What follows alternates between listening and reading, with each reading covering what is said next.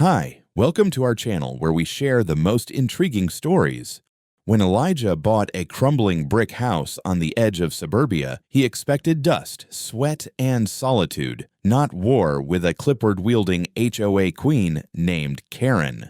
But when she blocked his garage one too many times, he didn't get mad. He got a forklift. Let the battle begin. Buying that old brick house felt like the start of something, not just a project, though yeah, it was one hell of a project, but a reset. 1.5 acres of Oregon dirt, a 1950s red brick skeleton with a roof like a question mark and windows older than my truck. It needed help. Luckily, I'm in the business of help, roofing, framing, structural lifting, you name it. I'd done jobs like this for other people for years. Now it was mine. I'd closed on the place a week before. The former owners left the key under a flower pot like we were still in the 80s. No HOA, no restrictions, and not a single designated paint palette in sight. That was the hook for me. Freedom, space, and an excuse to use my tools without some clipboard crusader telling me I was violating the character of the neighborhood. Then I met the crusader anyway. She caught me on day 3. I was unloading a pallet of roofing joists when I heard a high-heeled stomp on gravel. I turned, and there she was. Mid-50s, tennis visor, clipboard in hand, expression like someone just spit in her tea. "Excuse me," she said, tight-lipped. "I'm Karen Silver, president of the Silverwood Estates HOA. I looked her over. Clean white blouse, expensive sunglasses, manicured like she was headed to court or a charity luncheon. The kind of woman who alphabetizes her spice rack and threatens lawsuits over mailbox colors. I nodded. "Elijah Foster, this here's my place." She barely glanced at the house.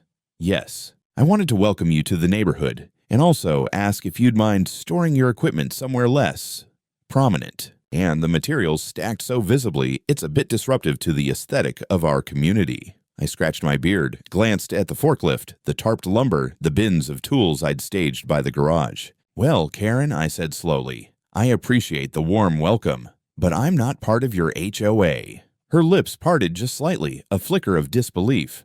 Silverwood Estates maintains visual harmony. Even adjacent properties are expected to be mindful of shared appearance. I smiled. "I'm real mindful. That's why I'm fixing the place up. Got all the permits, county inspectors on board, and far as I know, my land's outside your fiefdom." She bristled at that. I swear she scanned my boots like they were a personal offense. "Well, we expect all neighbors to be considerate. And I expect not to be harassed for fixing my roof," I replied. There was a pause, a moment where I could almost see her recalculating. Then she smiled, the tight kind that doesn't reach the eyes, and walked off without another word. Clipboard tucked to her chest like a holy book. That night, I installed cameras. Not because I was afraid, please, but because I've worked enough jobs to know the most dangerous people are the ones who think they're always right. And Karen Silver, she looked like she'd never been wrong a day in her life. The next week started like any other. Early mornings, coffee that could peel paint, and a long list of things that needed ripping, sawing, lifting, or breaking. I was finally in the rhythm of getting the place ready for the first big phase, stripping the old roof. But like clockwork, my new self-appointed watchdog returned. At first, I chalked it up to coincidence. Maybe Karen was a morning walker. Maybe she just liked doing loops past my property to get her steps in. But it was hard to ignore the way her eyes latched onto my equipment like a hawk circling a wounded rabbit. She'd slow down just enough to take out her phone, snap a photo or two, then move on without a word. Fine, let her play neighborhood detective. Then came the first complaint. A letter, anonymous of course, arrived in my mailbox in a pristine white envelope with blocky typed text. It claimed I was operating unauthorized heavy machinery in a residential zone. Cute. I forwarded it to the county with scans of my permits, then pinned the original to the wall of my garage under the label Karen Mail. The next morning, someone, again, anonymously, dumped a bag of clippings, paint cans, and what looked like a broken yard gnome right by my driveway gate. Like a twisted gift basket. I checked the camera footage, grainy night vision, but it was Karen, hood up, plastic bag in hand. No surprise there. She'd parked 2 houses down and walked it in under cover of darkness. That's when I knew I'd need brighter floodlights. Then came the parking stunt. It was a Wednesday, and I had a delivery window for a dumpster and plywood order. The guys from the yard were due at 8. At 7:45,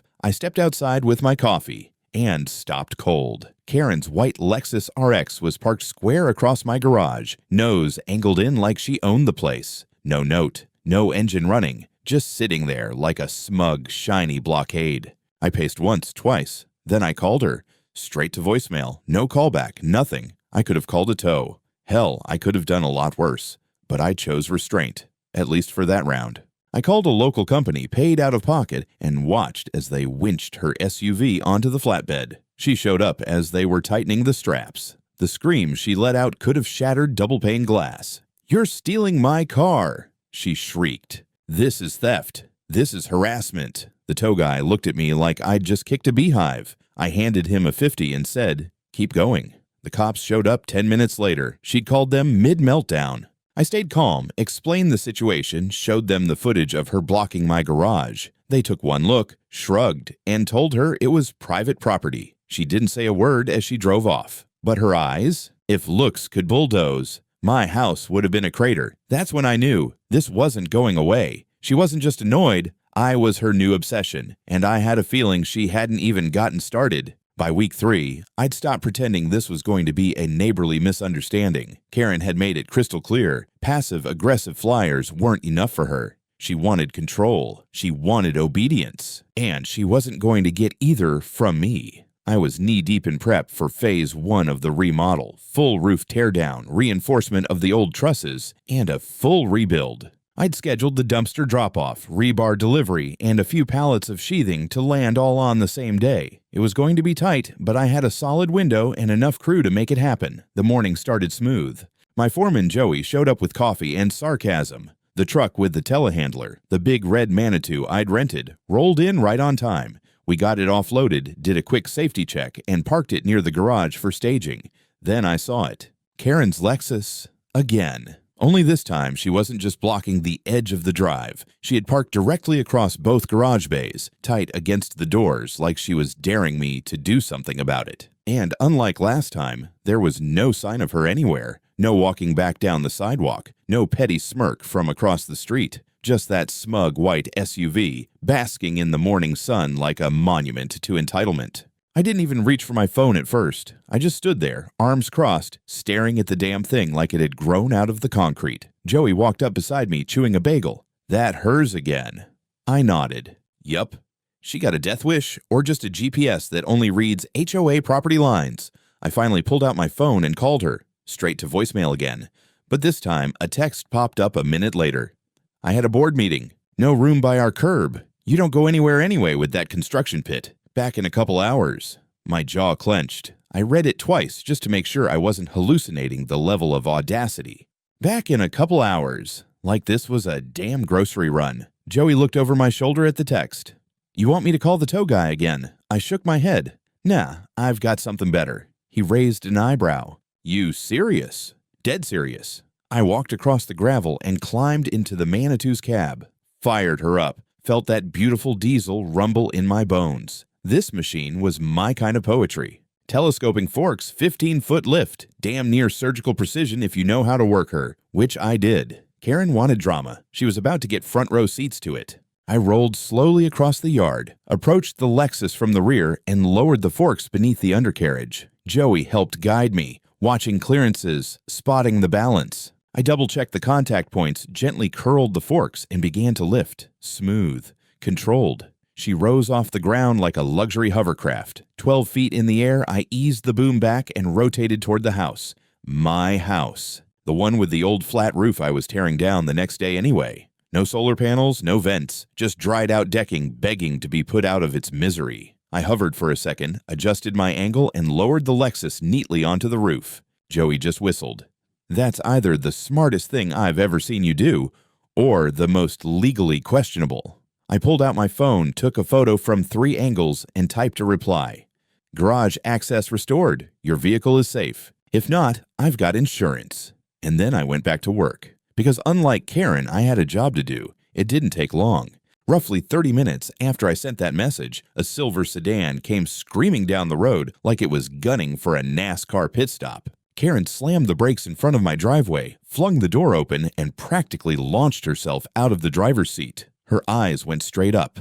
There, perched like a smug gargoyle above my garage, was her precious white Lexus, sitting calmly on my flat roof like it had ascended to some weird suburban heaven. She screamed. Not a regular scream, a raw, gasping banshee wail, like I'd personally set fire to her wedding album. I heard something about lawsuit, criminal destruction, and "Are you out of your damn mind?" I leaned against the side of the garage, sipped my coffee, and gave her the friendliest wave I could manage. "Morning, Karen." She stormed toward me, heels clacking like gunshots on gravel. You psycho. You used that forklift thing to vandalize my property." "Technically," I said, "I moved your illegally parked vehicle out of the way and stored it in a secure, elevated location. You know, out of sight, just like you asked with my tools." Her face flushed red enough to match the forklift. "You will pay for this. I'm calling the police right now. You assaulted my car." I raised an eyebrow.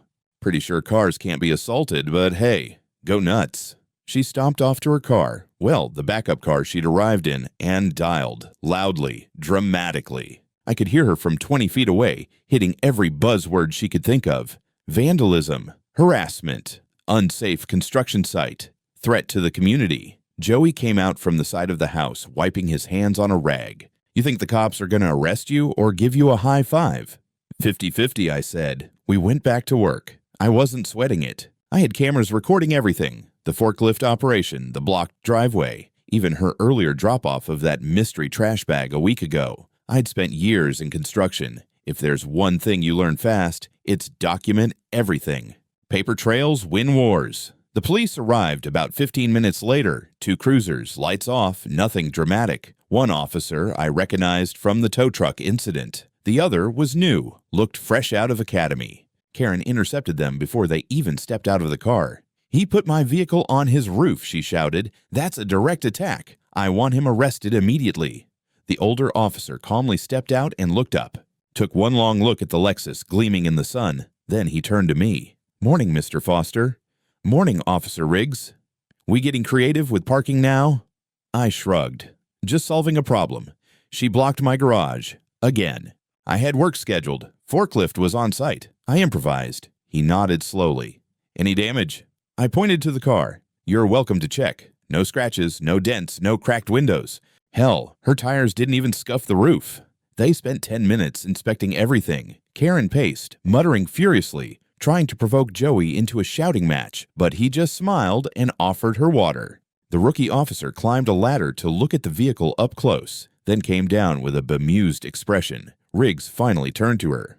"Ma'am, this is unconventional, but this is private property, and your vehicle was obstructing access. There's no visible damage, and the cameras show the whole move. He used the equipment safely and had documentation for it." Karen blinked. "You're not going to arrest him. Not unless you want to press charges and get laughed out of court." Her jaw clenched. "Then I'm suing. Civil court, you'll see. This isn't over." She turned on her heel, stomped to her car, and drove off like her tires were made of spite. Riggs looked at me. "Next time, maybe just give us a call." "Next time," I said. "She might get a drone delivery instead." He chuckled, shook his head, and left. That night, I installed 3 more cameras, just in case. I figured once the cops left, she'd take the L and disappear for a while, but that would have required Karen to operate under normal human logic, which, clearly, was not in her toolbox. About 2 hours after her meltdown and dramatic exit, a black SUV rolled up to my gate. It wasn't police this time, it was city code enforcement. 2 guys in beige shirts stepped out, clipboards in hand, and that familiar "we got a call" look on their faces. I didn't need to ask who had summoned them. The taller one introduced himself as Inspector Vance.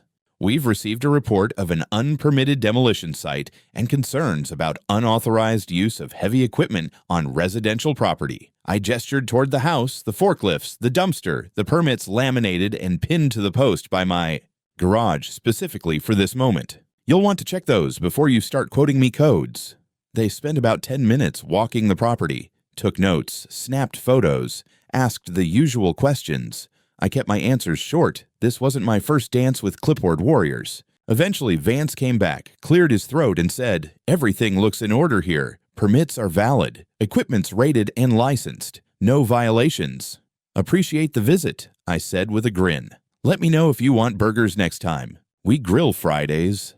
They left, looking vaguely embarrassed to have been weaponized by an HOA president with a personal vendetta. That evening, just as the sun was dipping behind the pines, Karen came back, this time with her lawyer. He was short, slick-haired, wearing a suit that probably cost more than my monthly tool budget. They didn't get out of the car, just sat there in her second vehicle, parked right outside my property line, probably strategizing, watching, planning. The lawyer got out briefly, took photos of the forklift, the garage, even the ladder still propped up from when the cops inspected the Lexus. Joey walked by with a piece of plywood and muttered, "Should have put her car on stilts and charged rent." I chuckled, but I could feel the tension coiling in my gut. This wasn't over, not by a long shot. The next morning, I found a folded manila envelope shoved under my front gate. Inside was a formal notice. Karen was filing a civil suit. Claims: property damage, emotional distress, reckless endangerment, and intentional misuse of industrial equipment to intimidate a member of the community. I read it 3 times. She even included a photo of her Lexus on the roof with a giant red arrow drawn on it, like this was some kind of mafia ransom evidence. I almost laughed. Almost. But this wasn't funny. She was trying to drag me into court and ruin my business. So I did what any sane man would do. I called Noreen Patterson. Noreen had been my legal bulldog for the last 3 years. Smart, sharp-tongued, and utterly uninterested in anyone's passive-aggressive HOA politics. She once got a roofing supplier to pay damages because their truck scratched a client's azalea bush. Ruthless didn't even begin to cover her. "Tell me everything," she said as soon as I called. I did. Every photo, every recording, every dumb message Karen had sent me. Noreen laughed once when I told her about the forklift, but then snapped right into war mode. She wants a fight? Good. Let's give her one she'll regret. That day, we filed a counterclaim: obstruction of access to private property, unlawful interference with a permitted worksite, defamation, and harassment. Joey even agreed to write a statement about her repeat appearances and the trash incident. By the end of the day, I wasn't the guy who put a Lexus on a roof. I was the guy who'd had enough and was done playing defense. The funny thing is, I still hadn't taken her car down. It sat there like a smug, wheeled paperweight. I figured it was safer up there. For everyone. Civil court filings move like syrup uphill, but Karen wasted no time trying to poison the well before we even got near a judge. Within 48 hours of her Lexus taking its rooftop vacation, the neighborhood app next door lit up like a Christmas tree made of rage. Her first post was titled, in all caps, "Dangerous man moves vehicles with construction cranes." Below that was the infamous rooftop photo, cropped just right to make it look like I was holding the Lexus hostage in some kind of twisted power play. She called me a threat to community harmony, unstable, and my personal favorite, a rogue contractor with a god complex. And boy, the comments. A few of her usual HOA loyalists chimed in with supportive gasps and pearl-clutching emojis. But to my surprise, more than a few neighbors pushed back. "I've lived next to Karen for 6 years," one wrote. "This isn't the first time she's tried to start a war over nothing." Another said, "If that's his roof and his forklift and she parked illegally, what's the problem?" Then came Bob. Sweet, 70-something Bob with a bad knee and a sharper tongue than a rusty saw blade. He posted, "Karen once told me to repaint my fence because the color made her dog anxious. Let the man fix his house in peace." I screenshotted every post. Noreen loved that. "Keep them coming," she said. "Public perception doesn't win trials, but it sure helps paint a picture." Meanwhile, the official filings from Karen's attorney started rolling in. They were loaded with the kind of flowery legal jargon that made "he moved my car" sound like a felony. Words like egregious intentional infliction, malicious maneuvering. We matched every page with documentation, timestamps, footage, text messages. Noreen even had the footage from my front gate camera enhanced to show Karen herself dragging those garbage bags onto my property that one night, wearing a hoodie and the world's worst idea of stealth. And while all this legal fencing was going on, I kept working. Roof teardown started in earnest. The Lexus stayed on top for 2 more days until I had to begin structural removal. I used the same forklift to gently lower it back onto a gravel pad by the garage. Joey made a ceremony of it, played the national anthem off his phone like we were landing a lunar module. I texted Karen's lawyer once the vehicle was back on the ground, safe, unmarked, and returned to Earth. "Let me know where to send the invoice for storage." He didn't reply. That same evening, I came home to find a hand-delivered envelope from the court. A date had been set. Preliminary hearing in 2 weeks. Karen had gone all in. She wanted damages, an injunction against future construction, and, get this, a restraining order to keep me from approaching her home or speaking to HOA board members. Noreen didn't flinch. We counter with a motion to dismiss and an immediate request for discovery. If she wants to dance, we're waltzing through every lie she's ever told this county. I couldn't help it. I laughed. You enjoy this, don't you?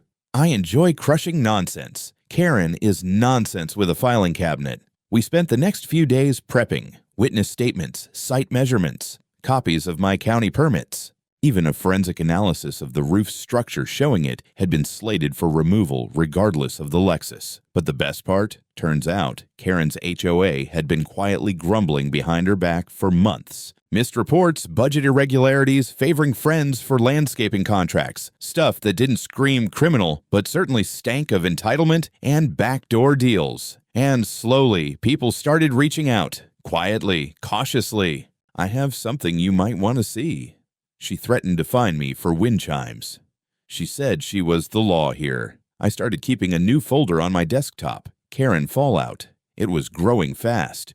If you've never been to a civil court hearing, let me paint the scene. Fluorescent lights, gray carpet with just enough stain patterns to look like a Rorschach test, and people in cheap suits pretending they're starring in Law & Order, HOA edition. Our hearing was set for 10 a.m., sharp in a windowless courtroom that smelled like printer toner and burnt coffee. Karen showed up looking like she'd just walked off the set of a local morning talk show. White blazer, perfectly arranged pearls, hair done up like she was preparing to run for office. She brought a small entourage. Her lawyer, a younger woman with a Bluetooth headset who never stopped tapping on an iPad, and a man I recognized as one of her HOA board loyalists, a guy who once tried to get my permit revoked for construction noise. Before 10 a.m. on a weekday, I came in with Noreen, who wore her usual court black and carried a case file thicker than a Sunday newspaper. She gave Karen a tight smile that said, "I brought scissors for your red tape."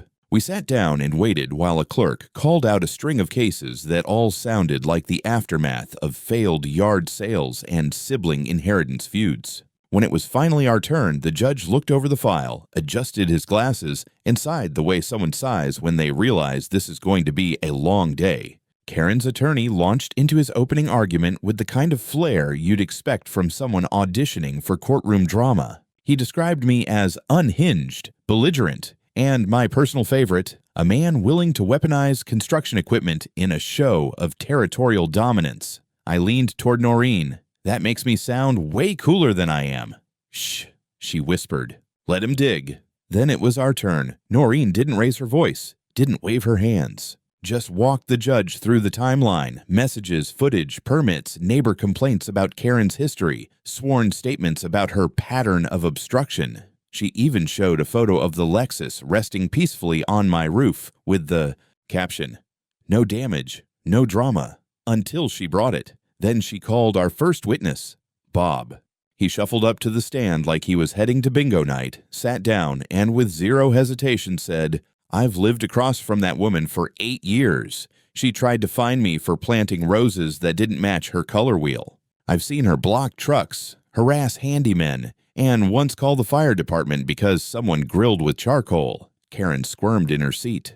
Bob wasn't done. She parked on Mr. Foster's driveway more than once. I saw it myself. And he didn't so much as raise his voice. Frankly, I think the car on the roof thing was brilliant. Even the stenographer paused at that one. Karen's lawyer objected, but the judge overruled him. "Let him speak," he said. "We're painting a picture here." Another neighbor followed, Sandra, a quiet woman from down the street, who testified that Karen had told her point blank she was looking for a reason to take Elijah to court and that she wanted to make an example of him.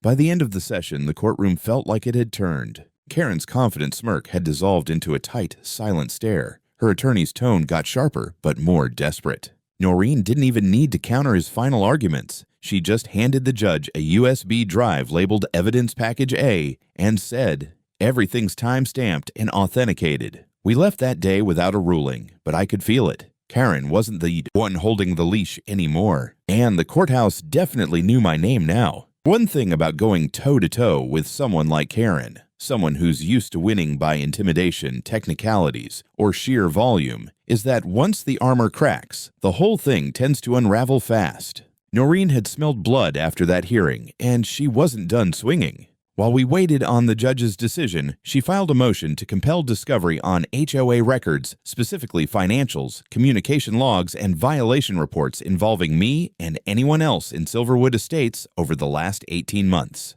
Karen's attorney objected, of course, claimed it was irrelevant to the incident involving the Lexus. But the judge disagreed. Apparently, Bob and Sandra's testimonies had opened the door wide enough to let in a freight train.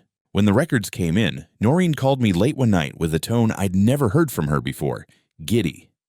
"You're gonna love this," she said. "Turns out our friend Karen's been dipping into the HOA slush fund like it's her personal expense account." She sent over a spreadsheet she'd compiled, side-by-side comparisons of HOA-approved landscaping invoices and bank transfers. Several contractors listed as paid for common area beautification were, in fact, hired to redo Karen's private backyard. New pavers, a pergola, even custom lighting billed as security upgrades for the clubhouse. One invoice literally read, "Install flower bed per Karen's exact color specification," and that was just the start. We found a series of emails where Karen instructed board members to redirect complaints about Elijah to legal channels only and to maintain pressure on neighboring properties that refused to adhere to community values. One of those emails was, timestamped 2 days before she first blocked my driveway. Another one ended with, "He'll snap eventually. We just need to push a little." That one sealed it. Noreen revised our counterclaim to include intentional provocation, misuse of HOA authority,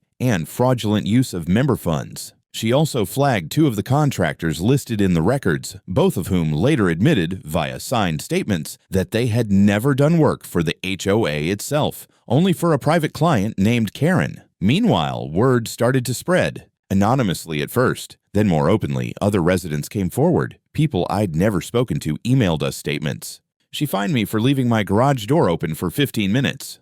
She threatened to report us to animal control because our dog barked twice. She told me my fence paint was aggressively blue. One guy even sent a photo of a typed letter Karen had left on his porch. "We don't permit inflatable decorations in Silverwood Estates. Consider this a warning." It was a rubber flamingo. In July. The best part?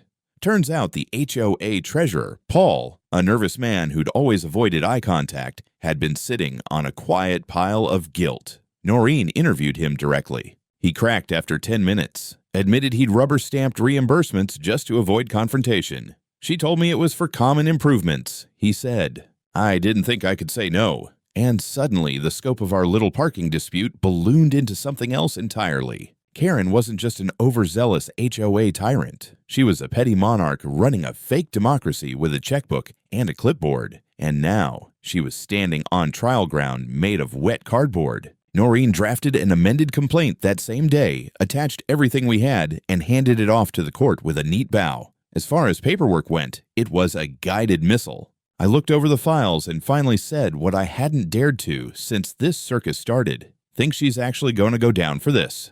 Noreen didn't even look up from her notes. "She's already falling. We're just here to make sure she doesn't land on anyone else." The courtroom was quieter than the first time around. Not silent, but different. Like everyone had started to sense which way the wind was blowing. Karen didn't bring her entourage this time. No assistant, no backup board member, just her and her lawyer, who looked like a man walking into his own funeral with a briefcase full of excuses. Noreen was calm as ever. Crisp suit, zero small talk, everything in order. She handed the court clerk a thick binder. Our final compiled response with evidence tags, witness summaries, bank records, emails, HOA bylaws, and even a screenshot of Karen's "he'll snap eventually" message, highlighted in yellow. The judge took the bench looking about 10 years older than he had last time. He glanced over the file, tapped his pen on the desk once, and let out a sigh. "I've reviewed the claims, the counterclaims, and all submitted documentation. What started as an incident involving an improperly parked vehicle has clearly revealed broader concerns." Karen sat still, posture perfect, lips pressed in a straight line like she was trying to physically hold back a reaction. Her lawyer stood up, probably hoping for a last-minute Hail Mary. "Your Honor," he began.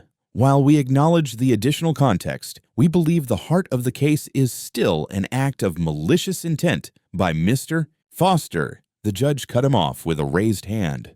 Let me stop you there. Mr. Foster's use of the forklift, while unconventional, does not meet the standard for property damage or criminal negligence. Surveillance footage confirms he acted with precision and restraint. More importantly, Ms. Silver's communications, both digital and through witness testimony, indicate clear provocation, deliberate obstruction, and what I would describe as a personal campaign of harassment. He shuffled a few papers, adjusted his glasses, and continued. The court denies the plaintiff's claim in full. Furthermore, the court recognizes the defendant's countersuit and awards damages in the amount of $12,000 to cover documented project delays, legal costs, and interference with commercial activity. Karen didn't move. Her lawyer sat down slowly, like someone had pulled the bones out of his legs. Additionally, the judge added, given the misuse of HOA funds uncovered during discovery, the matter is being referred to county oversight for further review. While this court cannot remove Ms. Silver from her position, I am formally recommending that Silverwood Estates HOA conduct an internal vote regarding her status as president. That got Karen's attention. Her head snapped toward the judge like she'd been slapped, but she still didn't speak. Lastly, the judge concluded the plaintiff is required to retrieve her vehicle, currently in Mr. Foster's custody, and cover any documented storage or relocation expenses incurred during the ongoing legal proceedings. That was it. Gavel down. Case closed. I stood up, nodded at the judge, and turned to leave. Karen didn't look at me. Not even a glare. She just stared ahead, like her brain had disconnected from the rest of her body. Outside the courtroom, a couple reporters were waiting. Turns out, someone had tipped them off after the court filings went public. One of them tried to shove a mic in my face.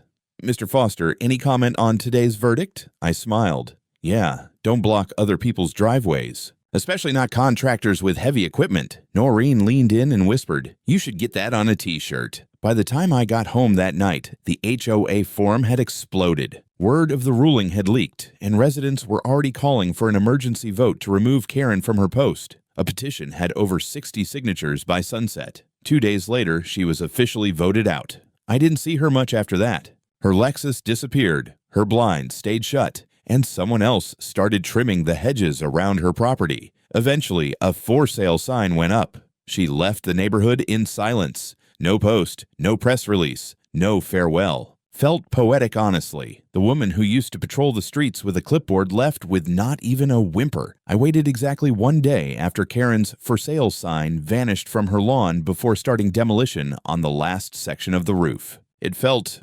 ceremonial, not just the end of a project, but the closing chapter of a very strange, very petty war. Joey and I had the decking stripped by noon. A clean, open frame of joists exposed to the sky, just the way we'd planned months ago. Back when this place was just a fixer-upper and not the setting for HOA theater. That afternoon, I sent out a few texts to the neighbors who'd stood up in court. Bob, Sandra, even Paul, the ex-treasurer. Roof's clear, I wrote. Time for something less stressful. By 5 p.m., we had a full setup going. Grill blazing, drinks and coolers, folding chairs, Bluetooth speakers. Joey rigged up a small platform on the joist just wide enough to hold a barbecue and not violate OSHA in spirit, if not in letter. We called it the Rooftop Reclamation. And yes, we ate on the roof. Neighbors filtered in, some cautiously at first, others grinning like kids sneaking into a movie. Bob brought ribs. Sandra brought 3 kinds of potato salad. Paul, trying hard to redeem himself, brought craft beer and a handwritten apology for enabling HOA nonsense. At some point during the night, Joey got everyone to pose for a group photo on the bare roof beams. Behind us, we held a banner someone had thrown together out of an old sheet and spray paint, lifted by the law, in big crooked red letters. I posted it to social media later that night with the caption, Lesson of the Year. Don't block a contractor's garage if he owns a forklift. Justice has elevation. It went viral by morning. The story got picked up by a couple construction forums, then by a local blog, and by the end of the week, it was circulating on Reddit with the headline, HOA President Gets Car, Parked on Roof by Angry Neighbor, Gets Voted Out Too. The comments were everything I could have hoped for. My favorite read, "This man deserves a Medal of Civil Engineering." I didn't respond, didn't need to. The house was quiet again. The worksite was back to being a home, and for the first time in months, I could walk into my yard without wondering which passive-aggressive note might be taped to my truck. Karen was gone. The Lexus was gone. The only thing that remained, besides some upgraded security lights and a camera system good enough for the Pentagon, was the knowledge that when someone comes for your home, your space, your dignity, sometimes the best response isn't anger. Sometimes it's a forklift.